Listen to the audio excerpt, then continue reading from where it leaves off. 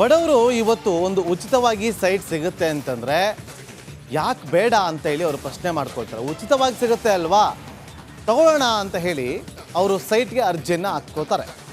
ಆದರೆ ಅಷ್ಟೇ ಅಲ್ಲ, ಅವರಿಂದ ಸಾವಿರ ಹಣವನ್ನು ಕೂಡ ಕಲೆಕ್ಟ್ ಮಾಡ್ತಾರೆ. ಆದರೆ ಅವ್ರಿಗೆ ಅದು ಗೊತ್ತಿಲ್ಲ, ಪಾಪ ಮೋಸ ಮಾಡ್ತಾ ಇದ್ದಾರೆ, ನಾವು ಮೋಸ ಹೋಗ್ತಾ ಇದ್ದೀವಿ ಅಂಥೇಳಿ. ಉಚಿತ ಸೈಟ್ ಕೊಡಿಸೋ ನೆಪದಲ್ಲಿ ಈಗ ವಂಚನೆ ಮಾಡಿರುವ ಆರೋಪ ಕೇಳಿ ಬಂದಿದೆ. ಗುರುದಕ್ಷಿಣಾಮೂರ್ತಿ ಫೌಂಡೇಶನ್ನಿಂದ ವಂಚನೆ ನಡೀತಾ ಸೈಟ್ ಕೊಡಿಸಲು 15ರಿಂದ 20 ಸಾವಿರ ಪಡೆದು ವಂಚನೆಯನ್ನು ಮಾಡಲಾಗಿದೆ. ಬಡ ಬ್ರಾಹ್ಮಣರಿಗೆ ಉಚಿತ ನಿವೇಶನದ ಕರಪತ್ರ ಹಂಚಿಕೆಯನ್ನು ಕೂಡ ಮಾಡಲಾಗಿದೆ. ಫೆಬ್ರವರಿ 26ಕ್ಕೆ ಹಕ್ಕುಪತ್ರ ಕೊಡೋದಾಗಿ ಹೇಳಿದ್ದ ಬಗ್ಗೆ ಮಾಹಿತಿ ಸಿಕ್ಕಿದೆ. ಆದರೆ ಹಕ್ಕುಪತ್ರದ ಹೆಸರಲ್ಲಿ ಸ್ವೀಕೃತಿ ಪತ್ರವನ್ನು ಕೊಡಲಾಗಿದೆ. ರಾಜ್ಯಾದ್ಯಂತ 2,000 ಬಡ ಬ್ರಾಹ್ಮಣರಿಗೆ ಉಚಿತ ಸೈಟ್ ಕೊಡೋದಾಗಿ ವಂಚನೆ ಮಾಡಿರುವ ಆರೋಪ ಕೇಳಿ ಬಂದಿದೆ. 2,000 ಜನ 15,000ದಿಂದ 20,000 ಕೊಟ್ಟು ಇವತ್ತು ವಂಚನೆಗೊಳಗಾಗಿದ್ದಾರೆ. ಈ ವಿಚಾರ ಸಿಎಂ ಗಮನಕ್ಕೂ ಕೂಡ ಹೋಗಿದೆ. ನೋಡಿ, ವಂಚನೆ ಮಾಡಿರುವಂಥ ವ್ಯಕ್ತಿ ಅಂತೇಳಿ ಆ ವ್ಯಕ್ತಿಯ ಮೇಲೆ ಈಗ ಆರೋಪ ಕೇಳಿ ಬಂದಿದೆ. CCBಗೆ ಕ್ರಮವನ್ನು ವಹಿಸುವಂತೆ ಸಿಎಂ ಅವರು ಕೂಡ ಪತ್ರವನ್ನು ಬರೆದಿದ್ದಾರೆ. ಇನ್ನು ಮೋಸ ಹೋದವರ ಜೊತೆಯಲ್ಲಿ ನನ್ನ ಸಹೋದ್ಯೋಗಿ ದಿವಿತ್ ಮಾತುಕತೆಯನ್ನು ನಡೆಸಿದ್ದಾರೆ. ಮೊದಲಿಗೆ ಅದನ್ನು ನೋಡ್ಕೊಂಬೋಣ ಬನ್ನಿ. ಈ ಒಂದು ಏನು ಈ ಕೇಸ್ನಲ್ಲಿ ಮೋಸ ಹೋದಂತಹ ಒಬ್ಬರು ಮಹಿಳೆಯರು ನಮ್ಮ ಜೊತೆ ಇದ್ದಾರೆ. ಅವರ ಹೆಸರು ಲಕ್ಷ್ಮಿ ಅಂತೇಳಿ. ಮೇಡಮ್ ನಮಸ್ತೆ. ಮೇಡಮ್, ಈಗ ನಿಮ್ಮ ಹತ್ರ ಫಸ್ಟ್ ಯಾವ ರೀತಿ ನಿಮ್ಮನ್ನು ಕಾಂಟ್ಯಾಕ್ಟ್ ಮಾಡಿದ್ರು ಅವರು? ಸರ್ ಆ್ಯಕ್ಚುಲಿ ನಮಗೆ ಇದು ಒಂದು ವಾಟ್ಸಪ್ಪಲ್ಲಿ ನಮಗೆ ಬಂದಿತ್ತು. ಏನಂತ ಬಂತು ವಾಟ್ಸಪ್ಪಲ್ಲಿ? ಫ್ರೀ ಸೈಟ್ ಅಖಿಲ ಕರ್ನಾಟಕ ಬ್ರಾಹ್ಮಣ ಸಂಘದಿಂದ 100 ಜನಕ್ಕೆ ಉಚಿತವಾಗಿ ಸೈಟ್ಗಳು ಕೊಡ್ತಾ ಇದ್ದೀವಿ ಅಂತ ಹೇಳಿ. ನೀವು ಹೆಂಗೆ ನಂಬುದ್ರಿ ಅದನ್ನ? ನಮ್ಮ ನಡಿ ಈಗ ಶುರು ಮಾಡೋಣ.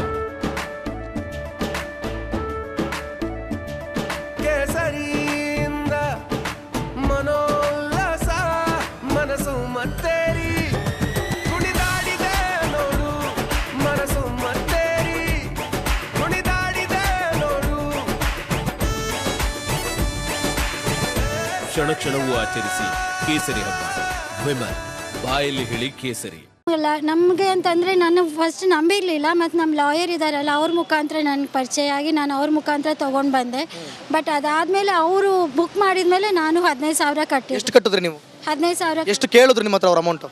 15,000 ಕಟ್ಟಿ ಆಮೇಲೆ ರಿಜಿಸ್ಟ್ರೇಷನ್ ಟೈಮಿಗೆ 2.5 ಲಕ್ಷ ಕಟ್ಟಬೇಕಾಗತ್ತೆ ನೀವು ಅಂತ ಹೇಳಿದರು ಅವರು. ಉಚಿತ ಅಂತ ಹೆಂಗಾಗುತ್ತೆ ಅಲ್ಲಿಗೆ? ಅವಾಗ ನೀವು 15,000 ಕೊಟ್ಟು 2.5 ಲಕ್ಷ ಕಟ್ಟಬೇಕು ಅಂದಮೇಲೆ ಉಚಿತ ಅಂತ ಹೆಂಗೆ ಅನ್ಸ್ಕೊಳುತ್ತೆ? ಈ 15,000 ನಮಗೆ ಸೈಟು ಬೇಡ, ನಮಗೇನು ಬೇಡ, ಡಾಕ್ಯುಮೆಂಟ್ಸ್ ಕೊಡಿ ಅಂದರೆ ಕರೆಕ್ಟಾಗಿ ಕೊಡ್ತಾ ಇರಲಿಲ್ಲ. ಇದೇ ಜಾಗ ನಿಮಗೆ ಉಚಿತ ಸೈಟ್ ಕೊಡ್ತೀವಿ ಅಂತ ಹೇಳಿ ನಿಮ್ಮ ಹತ್ರ 15,000 ಇಸ್ಕೊಂಡಿದ್ದಲ್ವಾ?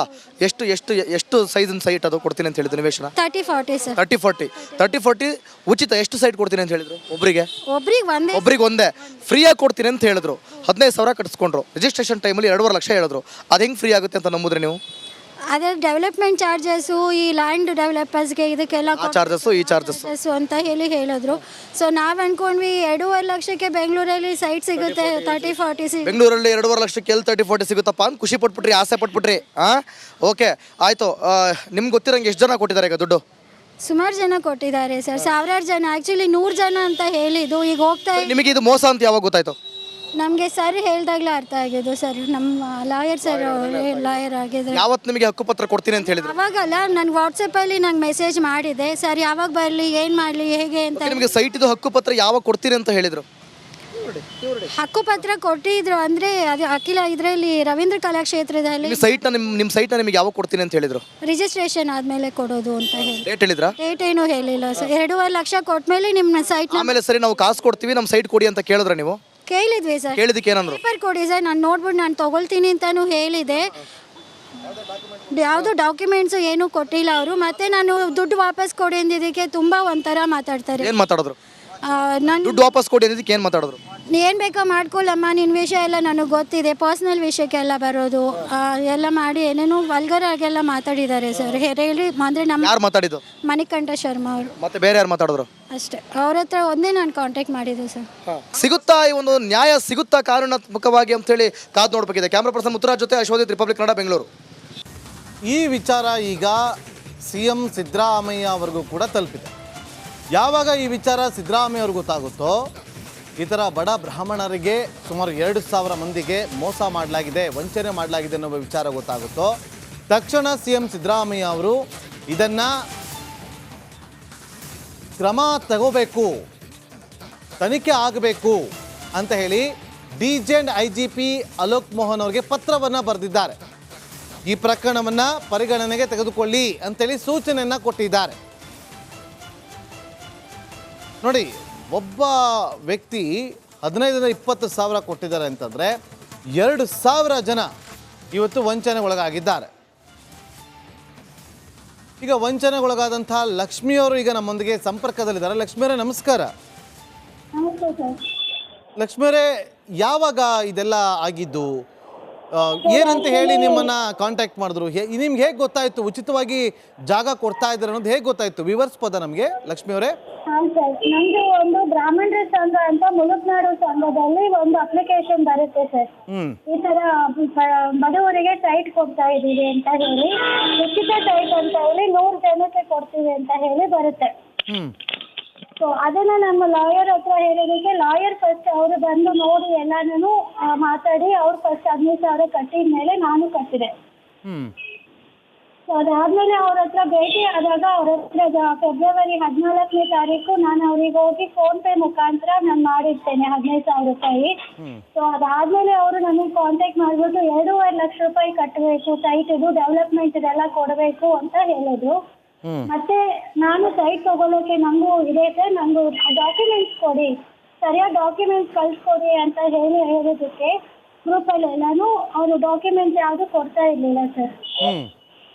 ಮತ್ತೆ ಬೇರೆ ಥರನೇ ಮಾತಾಡೋದು, ಕೆಟ್ಟ ಕೆಟ್ಟ ಭಾಷೆ ಮಾತಾಡೋದು, ಆವಾಜ್ ಹಾಕೋದು, ಪೊಲೀಸ್ ಸ್ಟೇಷನ್ ಹೋಗ್ತೀರಾ ಹೋಗಿ ನಿಮಗೆ ನಾನು ನೋಡ್ಕೊಡ್ತೀನಿ, ನಂಗೆ ಗೊತ್ತು ಏನೇನು ಅಂತ ಹೇಳಿ ರೋಕ್ ಹಾಕೋದು, ಲೇಡೀಸು ಅಂತಾನು ಅವ್ರು ನೋಡ್ತಾ ಇರಲಿಲ್ಲ ಸರ್ ಅವರು. ಈ ಲಕ್ಷ್ಮಣ, ಈಗ ಒಂದು ಫೋಟೋ ಇದೆ, ಆ ಕೈಗೆ ಚಿನ್ನ ಹಾಕೊಂಡು ಕುತ್ತಿಗೆ ತುಂಬ ಚಿನ್ನಗಳು ಹಾಕೊಂಡಿದ್ರಲ್ಲ, ಆ ವ್ಯಕ್ತಿನ ನಿಮಗೆ ಮೋಸ ಮಾಡಿದ್ದು? ಹೌದು ಹೌದು. ಯಾರು ಆ ವ್ಯಕ್ತಿ? ಮಣಿಕಂಠ ಶರ್ಮಾ ಅಂತ ಸರ್ ಅವರು. ಏನವರು ಏನಾಗಿದ್ದಾರೆ? ಆಕ್ಚುಲಿ ಅವ್ರು ರಿಯಲ್ ಎಸ್ಟೇಟ್ ಇದು ಬಿಸ್ನೆಸ್ ಮಾಡ್ತಾರಂತೆ ಸರ್, ಮಾಡ್ತಿದ್ರಂತೆ. ಸೊ ಇಲ್ಲಿ ನಮಗೆ ಕೊಡಗೇನಹಳ್ಳಿ ಹತ್ರ ಅವ್ರ ಆಫೀಸ್ ಇರೋದು. ನಾವು ಆಫೀಸ್ ಹತ್ರ ಬಂದು ನೋಡಿದಾಗ ಬೋರ್ಡ್ ಆಗಲಿ ಒಂದು ಸೀಲ್ ಆಗಲಿ ಏನೂ ಇರಲಿಲ್ಲ. ಸೊ ಆವಾಗ ನಾವು ಡಿಸೈಡ್ ಮಾಡಿದ್ವಿ ನಮ್ಗೆ ದುಡ್ಡು ವಾಪಸ್ ಕೊಡಿ ಅಂತ ಕೇಳಿದಕ್ಕೆ, ನೀವು ಸೆಕ್ಯೂರಿಟಿ ಹತ್ರ ಬಂದು ಅಪ್ಲಿಕೇಶನ್ ಎಲ್ಲ ಕೊಟ್ಬಿಟ್ಟು ಹೋಗಿ ನಾವು ಕೊಡ್ತೀವಿ ಅಂದರು. ಸೊ ನಾವು ಅಪ್ಲಿಕೇಶನ್ ಜೆರಾಕ್ಸ್ ಕೊಟ್ಟು ಬಂದ್ವಿ ಅಷ್ಟೇ, ಅದರಲ್ಲಿ ಒಂದು ಸೀಲ್ ಆಗಲಿ ಅಥವಾ ಬೋರ್ಡ್ ಆಗಲಿ ಏನೂ ಇಲ್ಲ.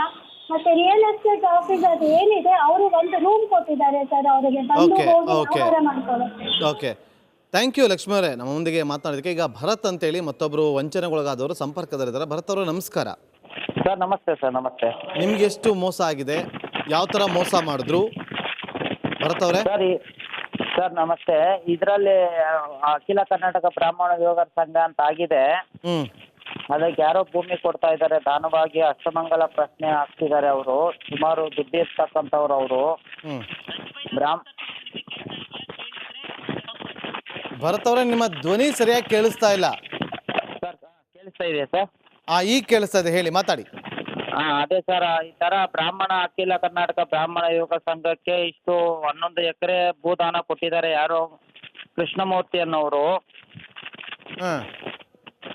ಎಲ್ಲ ಬ್ರಾಹ್ಮಣರಿಗೂ ಯಾರು ಇದ್ದಾರೆ ಅವ್ರಿಗೂ ಬ್ರಾಹ್ಮಣರಿಗೆ ದಾನವಾಗಿ 30-40 ಸೈಟ್ ಕೊಡ್ತೀನಿ ಅಂತ ಎಲ್ಲರ ಹತ್ರನು 15,000 ರೂಪಾಯಿ ಅಂತ ಫಸ್ಟ್ ಸ್ಟಾರ್ಟ್ ಮಾಡಿದ್ರು. 15,000 ರೂಪಾಯಿ ಕೊಡಿ, ಆಮೇಲೆ ಅದು ಅವ್ರು ಕೊಟ್ಟಿರ್ತಕ್ಕಂಥದ್ದು ಖಾಲಿ ಜಾಗಕ್ಕೆ ಅದ್ ನಾವು ಡೆವಲಪ್ಮೆಂಟ್ ಮಾಡ್ಬೇಕಲ್ಲ ಅಂತ ಮತ್ತೆ 2.5 ಲಕ್ಷ ಕೊಡ್ಬೇಕು ಅಂದ್ರು. ಬ್ರಾಹ್ಮಣರೆಲ್ಲ 100 ಜನಕ್ಕೆ ಅಂತ ಹೇಳಿದ್ರೆ ಅದು 200, 300, 400 ಅಂತ ಹೋಗ್ತಾ ಇತ್ತು. ನಾವೆಲ್ಲ ಪ್ರಶ್ನೆ ಮಾಡಿದ್ರೆ ಇದೇನ್ರಿ 100 ಜನಕ್ಕೆ ಕೊಡ್ತೀನಿ ಅಂತಿದ್ರಿ, ಮತ್ತೆ 500-1000 ಜನ ಅಂತ ಬರ್ತಾ ಇದೆ, ನಮ್ಗೆ ಸೈಟು ಬೇಡ ಏನೂ ಬೇಡ ವಾಪಸ್ ಕೊಡಿ ಅಂದಿದ್ದಕ್ಕೆ. ಎಷ್ಟು ಕೊಟ್ಟಿದ್ದೀರಿ ಬರ್ತವ್ರೆ ನೀವು ಹಣನ? ಸರ್ ನಾವು 4 ಜನ ನಮ್ಮ ಕಡೆಯಿಂದ. ಹಲೋ ಹೇಳಿ ಹೇಳಿ, ಎಷ್ಟು ಕೊಟ್ಟಿದ್ದೀರಿ? ನಾವು ಸುಮಾರು 60,000 ರೂಪಾಯಿ ನಾವು ಕೊಟ್ಟಿದ್ದೀರಿ. ಕಂಪ್ಲೇಂಟ್ ಕೊಟ್ಟಿದ್ದೀರಾ ಈಗ? ಕಂಪ್ಲೇಂಟ್ ಕೊಟ್ಟಿದ್ದೀರಿ ಸರ್. ಓಕೆ ಓಕೆ, ನೋಡೋಣ. ಬರ್ತವ್ರೀಗ ಸಿದ್ದರಾಮಯ್ಯ ಅವರು ಕೂಡ DG and IGP Alok Mohan ಅವರಿಗೆ ಪತ್ರ ಬರೆದಿದ್ದಾರೆ, ಸೂಚನೆ ಕೊಡಿದ್ದಾರೆ CCB ಕೊಡಿ ಅಂತೇಳಿ. ತನಿಖೆ ಕೂಡ ಆರಂಭ ಆಗುತ್ತೆ. ವಿಶ್ವಾಸ ಇಟ್ಕೊಳ್ಳಿ, ತನಿಖೆಯಿಂದ ನಿಮಗೆ ನ್ಯಾಯ ಸಿಗುತ್ತೆ. ಇನ್ನೊಬ್ರಿಗೆ ಮೋಸ ಆಗಬಾರ್ದು. ಥ್ಯಾಂಕ್ ಯು ಭರತ್ ಅವರೇ ನಮ್ಮೊಂದಿಗೆ ಮಾತಾಡೋದಕ್ಕಾಗಿ.